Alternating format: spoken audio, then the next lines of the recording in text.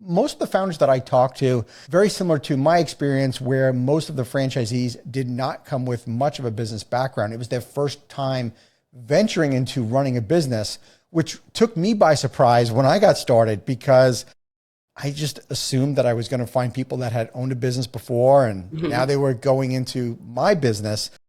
And I found myself kind of taking a, backtracking on, oh my gosh, wait, there's business skills that they don't have that I need to train them on. And I would imagine that's probably one of the expectations you didn't have going into this. Like, I've got to do that, right? Yes. Yeah, that's some of our processes came from that initial licensing where we ended up taking all the call center function, like all of our phones get answered in Tulsa, Oklahoma. So for all of our 24 locations, if you see the Google ad, the website, wrap vehicle, etc., we all answer them corporately. We book their calendars and we took over the billing for them as well. Because if you have a dog trainer out there training dogs 8 hours a day, right, more than likely they're not good at listening to recorded phone calls, monitoring an admin, and making sure they're collecting payments on a payment plan, right? That's probably not their cup of tea if they're that doggy. So it enables us to be able to support people with less business experience, less business acumen, but yet they still win. I'm so glad that you guys picked up on the need for a call center earlier in the business. I didn't do that right away. And I found that, well, first of all, our franchisees are too expensive to be answering the phones. And quite honestly, if they're answering the phones, then they can't be servicing customers. Correct.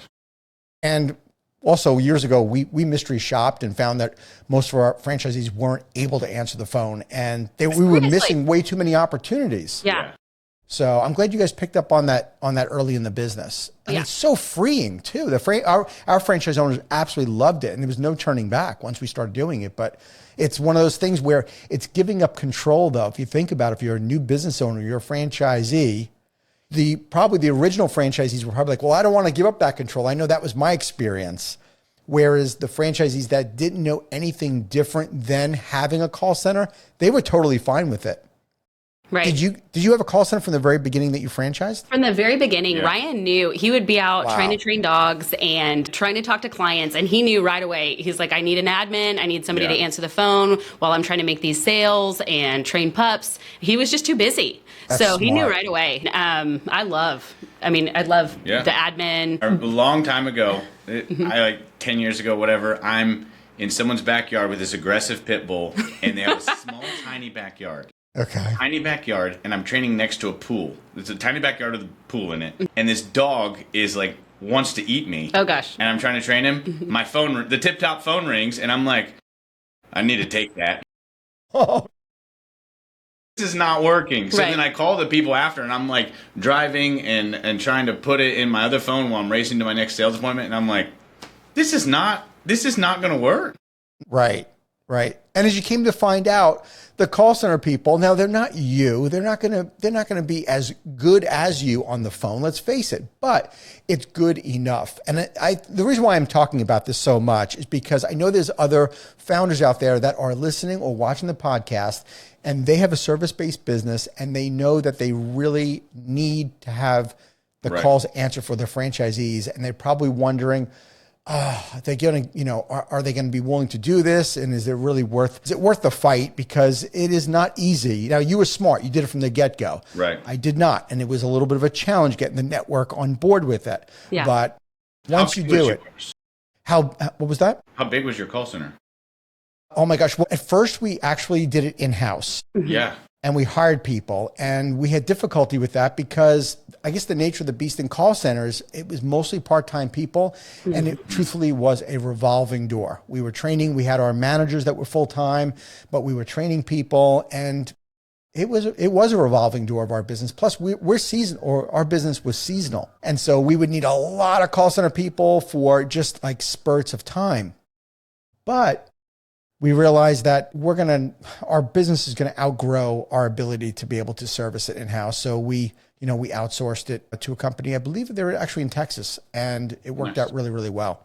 So I think to this day, I believe the company still uses that same call center. But that's awesome. But I think it's really, really important too. If you haven't done it from the get-go, like you guys, that it's something that founders consider doing, because it is too expensive for our franchisees to be answering the phones. Right. Yeah. Totally agree. Yeah. All right. Let's talk about you. So you leave licensing and now you're going to start franchising your business. Mm-hmm. And so was there this defining moment where you're like, that's it, we're ready? Like when was that exactly? And what happened?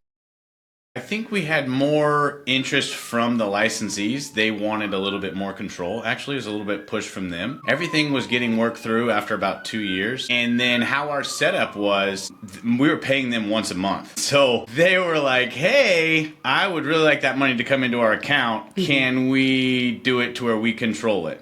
Right. And they were almost pushing for that, pushing for franchising and them being in control, that money going into their account.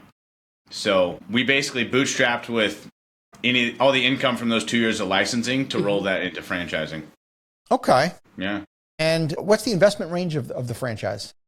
Right now it's 78 to 150,000. And is that because of the territory size? No, that's just whether people need to start with a facility or not. The initial franchise fee is 48,000. I just assumed it was totally a mobile business. I am so sorry. So there's a brick and mortar component as well? Yeah, so it depends. So right now, 8 of the, let's see, let me do math in my head. I know, 14. real quick. So I'm going through the FDD right now. So of the new businesses open 1 to 2 years in 2023, half of them were home-based. They were just 1 to 2 years old. And then of the 10 that had been open in 2003 for 2 to 5 years, 3 out of the 10 were. So 7 had a facility, 3 were home-based. Wow. Okay. We still have a lot of home-based businesses. They're able to start, most people start 3 to 6 months in-home. Then they're able to transition to a facility. Or they can stay smaller. It's totally up to them. Yeah. Do you find that the brick and mortars ultimately do better because customers are coming to them? Right. Yeah, exactly. And I know you're in Tampa, so the weather's nice there, but we have locations in Michigan. And so, I mean, in the winter, you're not wanting to meet at a park or work in someone's front yard or backyard. So they really benefit from having a building, having a place to go, do private lessons there, group class, etc. Okay. Wow. That makes a lot of sense.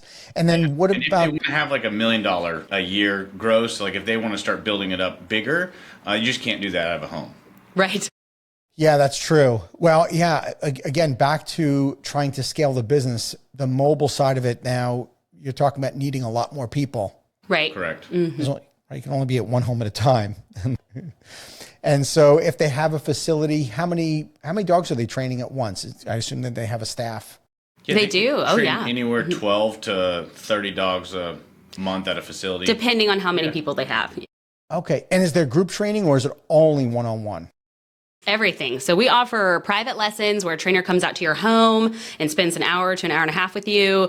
We have our group classes twice a week. And then we also offer our doggy boot camps where the dogs come and live with us. We train them up anywhere from 1 week to 6 weeks, just depending on the package. And it's a blast. You really, really get attached. So when you have to do the homecoming party is what we call it, it gets a little emotional, but it's fun.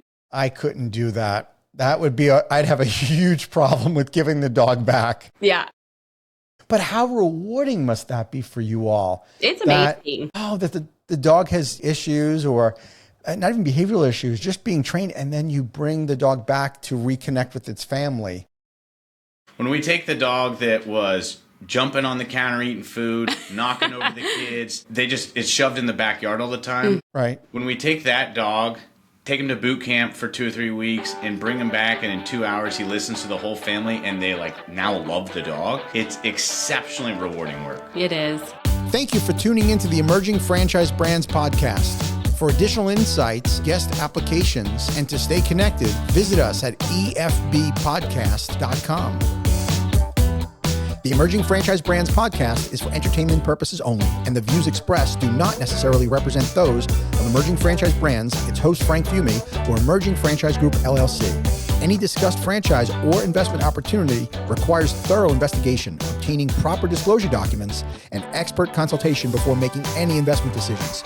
The podcast and its host do not offer professional advice or endorsements, and they hold no responsibility for actions, representations, accuracy, or consequential damages related to the podcast content.